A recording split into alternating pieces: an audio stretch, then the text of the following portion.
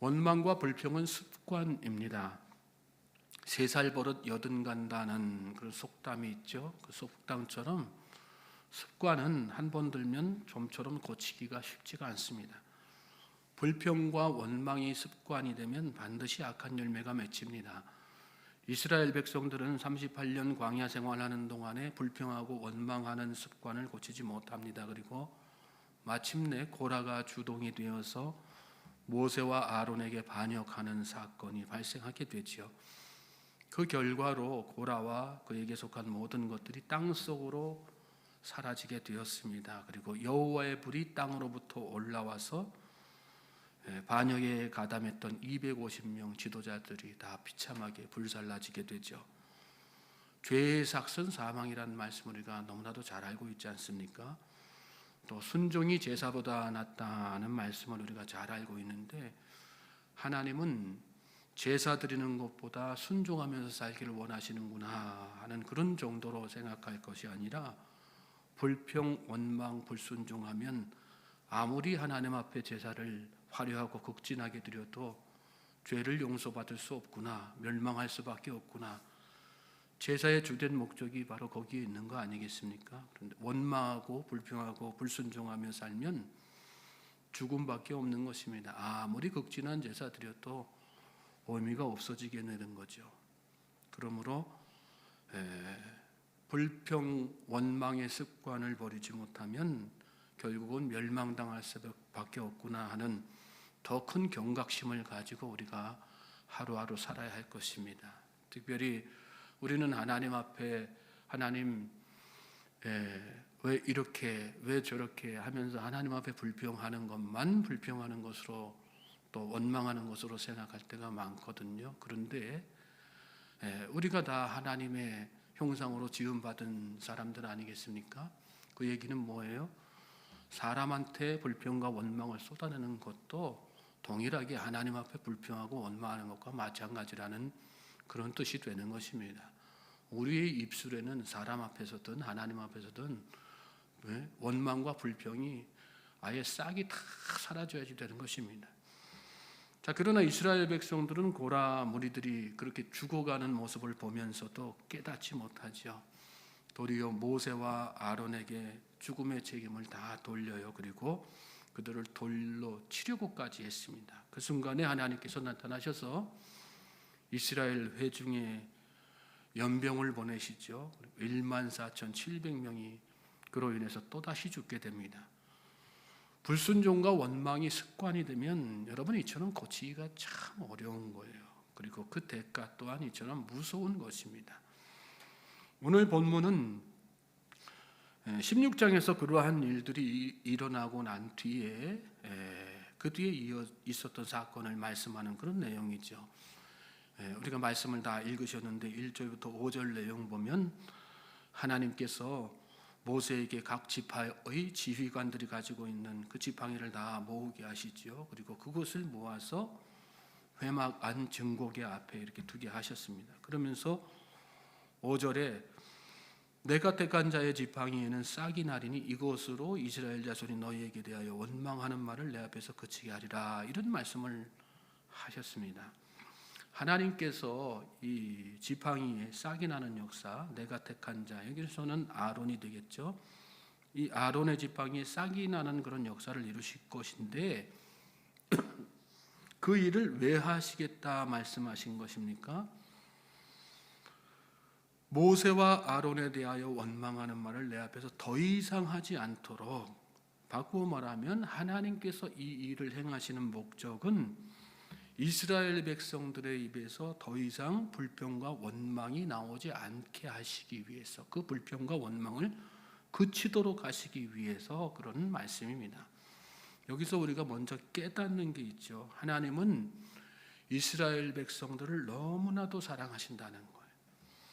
이스라엘 백성들은 출애굽한 뒤로 계속해서 하나님 앞에 불평하고 원망하고 불순종한 모습을 보여왔지 않습니까? 그래서 그로 말미암아서 가나안에 직접 목전에 두고 들어가지도 못하고 또 비참하게 사람들이 막 죽어가기도 하고 그랬죠. 그런데 그럼에도 불구하고 하나님은 그들을 구원하시고자 하는 소망을 계속해서 가지고 계시는 것을 오늘 말씀 가운데서 보게 돼요. 하나님은 이스라엘 백성들이 원망의 싹을, 불평의 싹을 잘라내고 하나님의 백성으로 회복되기를, 이스라엘 백성들은 계속해서 실망스러운 모습 보여주고 있지만 그럼에도 불구하고 그들을 포기하지 않고 계시는 것입니다. 그래서 10절 말씀에 넘어가서 보시면 이 말씀을 또다시 반복해서 말씀하시는 걸 우리가 보게 되죠. 10절 말씀 건너가서 먼저 보실까요? 보면 여호와께서 또 모세에게 이르시되 아론의 지팡이는 증거궤 앞으로 도로 가져다가 거기 간직하여 반역한 자에 대한 표징이 되게 하여, 그리고 뒤에 뭐라고 말씀하세요? 그들로 내게 대한 원망을 그치고 죽지 않게 할지니라. 모세가 각 지파의 지도자들에게서 지팡이를 받아다가 성소 앞에 가져다 놓았는데 다음 날 하나님께서 아론의 지팡이에만 싹이 나게 하셨어요. 그리고 꽃을 피우게 하시고 열매까지 맺게 하셨어요. 그리고 모세는 아론의 지팡이와 지도자들의 지팡이를 모두 가져다가 백성들 앞에서 이렇게 확인을 시켜준 것입니다. 그때 하나님께서 모세에게 말씀하신 거예요. 아론의 지팡이는 증거궤 앞에 도로 가져다 놓아라. 그걸 보고 반역한 자의 표징이 되게 하여, 반역한 사람들이 그걸 보고 그걸 표징으로 삼아서 더 이상 원망을 하지 않도록, 원망을 그치고 죽지 않게 이렇게 해라. 그렇게 말씀하신 것입니다. 아론의 지팡이에 싹이 나게 하신 목적은, 여러분 우리가 이거 단순하게 생각해서 하나님께서 이 백성 가운데 아론의 이 권위를 세워주시려고 하는 거구나, 모세의 권위를 세워주시려고 하시는 거구나, 이런 정도로 말씀을 묵상해서는 안 되는 거죠. 물론 그런 목적도 일견 있지만 그보다 본질적인 목적은 뭐예요? 백성들의 원망을, 그걸 보고 백성들의 원망을 그치기 위해서 그들을 살리시는 데 있었다는 거예요. 하나님은 그런 분이세요, 여러분. 우리도 살면 하나님 앞에 얼마나 불순종하고 믿음으로 살아야 된다, 이렇게 우리 머릿속에는 다 그렇게 생각하고 있지만 순간순간 우리가 얼마나 하나님 앞에 불순종한 모습 보이고 나도 모르는 사이에 불평하고 원망하고, 하나님 앞에 나는 그런 적 없는데요.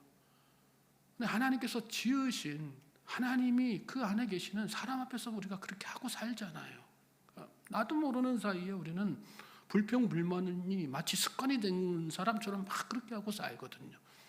그런데 그럼에도 불구하고 하나님은 우리를 끝까지 포기하지 않으신, 그것이 저와 여러분을 향한, 우리를 향한 하나님의 마음이고 사랑이라는 것을 우리가 잘 깨달을 수 있기를 바랍니다.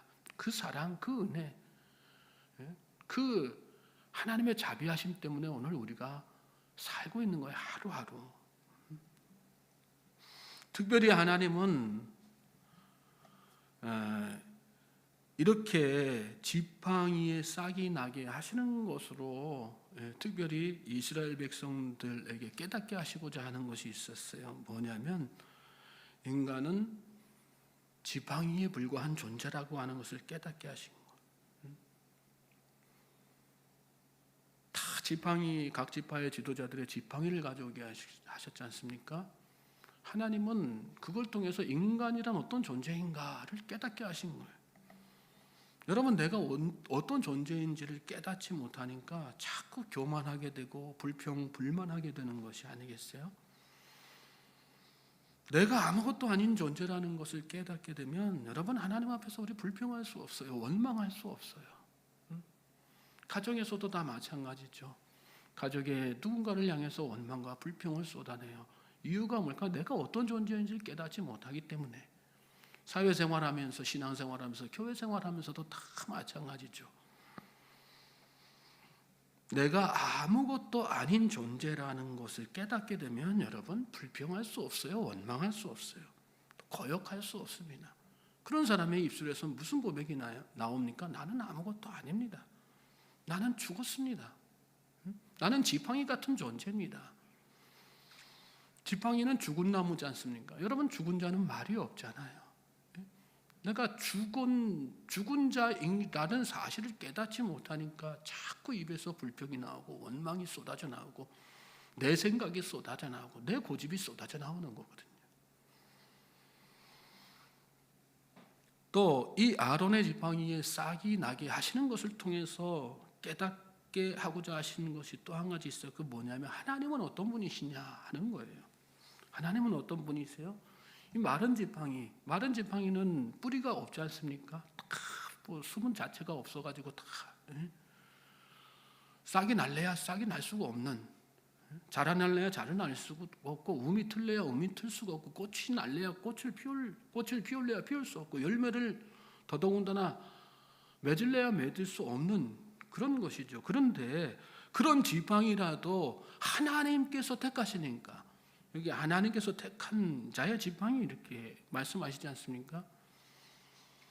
하나님께서 택하시니까 그런 놀라운 역사가 일어나요. 있을 수 없는 역사가 일어난다는 거예요. 하나님은 어떤 분이시라는 것을 깨닫게 하시는 거예요. 하나님은 불가능을 가능케 하시는 분, 능치 못함이 없으신 분이라는 것을 깨닫게 하시고자 하시는 것이죠.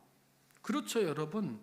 하나님은 능치 못함이 없으신 분이라는 것을 내가 마음속에 확실하게 깨닫고 살게 되면 지금 내 현실이 어떻든 여러분 내 입술에서 불평이 나오겠어요? 안 나오죠? 원망이 나오겠어요? 원망이 나오지 않죠. 소망의 말이 나오죠. 비전의 말이 나오죠. 긍정의 말이 나오죠.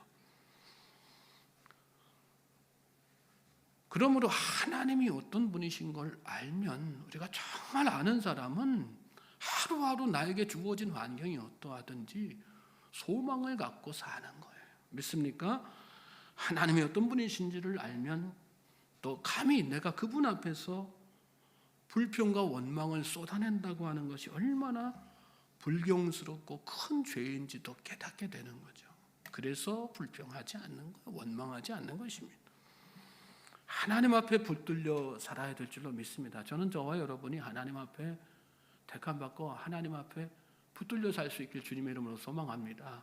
우린 다 하나님 앞에 택함받은 사람들이죠. 하나님께서 우리를 다 택하셨다 말씀하시잖아요. 중요한 건 뭐예요? 붙들려 사는 거예요. 붙들려 사는. 붙들려 산다는 뜻은 무엇입니까? 모든 것을 하나님의 손에 맡기고 사는 사람, 그 사람이 붙들려 사는 사람 아니겠어요? 하나님은 불평하고 원망하는 사람이 아니라 감사한 마음으로 나의 인생을 하나님 앞에 온전하게 의탁하고 사는 사람, 하나님의 은혜를 알기 때문에, 그래서 내가 어떤 존재인지를 깨닫고 하나님이 어떤 분이신지를 알아서 하나님이 아니면 살 수 없습니다 하는 그런 고백과 믿음으로 내 삶을 하나님 앞에 온전하게 맡기는 그 사람을 붙들어 주시고 그 사람과 함께 하시고 또 그 사람의 삶 가운데에서 그가 비록 마른 지팡이와 같은 인생일지라도 그 인생을 붙들어 움트게 하시고 꽃이 피게 하시고 열매를 맺게 하시는 놀라운 역사를 이루어 주신다는 사실 여러분 잘 깨달을 수 있길 바랍니다. 인간은 태생적으로 불평하고 원망하려는 그런 습성이 있습니다. 그 습성이 습관이 되고 인이 바뀌어서 고칠 수 없는 그런 상태가 되기 전에 뿌리채 뽑아내지 않으면 결국은 멸망당하고 마는 것입니다. 그 사실을 우리가 잘 깨닫고 왜 하나님이 그토록 불평하고 원망하는 것에 대해서 경계하셨는가, 불순종하는 것에 대해서 제사보다 순종하는 게 낫다 이렇게 말씀하실 정도로 강조하셨는가 잘 생각하고 살아야 됩니다. 하나님은 저와 여러분에게 아론의 쌍난 지팡이보다 더 확실한 표징을 보여주셨어요. 그분이 바로 예수 그리스도입니다. 예수님은 불순종의 자녀인 우리를 살리시기 위해서 이 땅에 오셨어요. 하나님께서 보내신 거예요. 그리고 복음으로 구원의 싹을 틔우셨어요. 십자가에 달리시고 3일 만에 부활하심으로 구원의 열매를 맺으셨어요. 그래서 성경에서 뭘 말씀합니까? 예수님은 잠자는 모든 자들의 첫 열매가 되셨다 이렇게 말씀하시지 않습니까? 예수님이 표징입니다. 막연히 내가 예수님 믿는다 하는 그런 관념적인 것이 아니라 예수님을 구원의 표징으로 우리가 바라보는 그런 삶을 살아야 되는 것입니다. 히브리서 12장 2절에 믿음의 주여 또 온전하게 하시는 인 예수를 바라보자. 그는 그 앞에 있는 기쁨을 위하여 십자가를 참으사 부끄러움을 개의치 아니하시더니 하나님 보좌 우편에 앉으셨느니라 이렇게 말씀했어요. 그리고 이어지는 3절 말씀에는 너희가 피곤하여 낙심하지 않기 위하여 죄인들이 이같이 자기에게 거역한 일을 참으신 일을 생각하라 이렇게 말씀했어요. 예수님 바라보면서 내가 얼마나 무익한 자인지, 얼마나 내가 하나님 앞에 큰 죄인인지, 내가 얼마나 교만하며 하나님 앞에 거역하며 사는 그런 자인가, 그러한 나를 하나님은 얼마나 참고 계신가 생각하라는, 그리고 원망과 불평을 거두고 하나님의 그 놀라우신 은혜, 큰 자비와 사랑에 감사하며 사는, 그래서 하나님 앞에 인생을 온전하게 의탁하고 붙들림 받는 그런 삶을 살라는 그런 말씀이죠. 이스라엘 백성들은 그걸 깨닫지 못합니다. 12절 13절 보세요. 보면 이스라엘 자손이 모세에게 말하여 이르되 보소서 우리는 죽게 되었나이다, 망하게 되었나이다, 다 망하게 되었나이다. 가까이 나아가는 자 곧 여호와의 성막에 가까이 나아가는 자는 다 죽사오니 우리가 다 망하여야 하리이까. 하나님은 이 아론의 쌍난 지팡이 통해서 그들이 불순종을 거두고 원망을 거두고 하나님 앞에 관계를 다 회복해서 하나님의 백성의 자리로 돌아오게 만들길 원하셨는데, 그걸 위해서 이 아론의 지팡이를 표징으로 삼게 하셨는데 백성들은 그걸 깨닫지 못하고 도리어 또다시 또 다른 불만, 원망을 쏟아내는 것을 여기 말씀 가운데 보게 되죠. 깨달음이 없으면 여러분 돌이킴이 없고, 돌이킴이 없으면 결국은 망하게 되는 것입니다.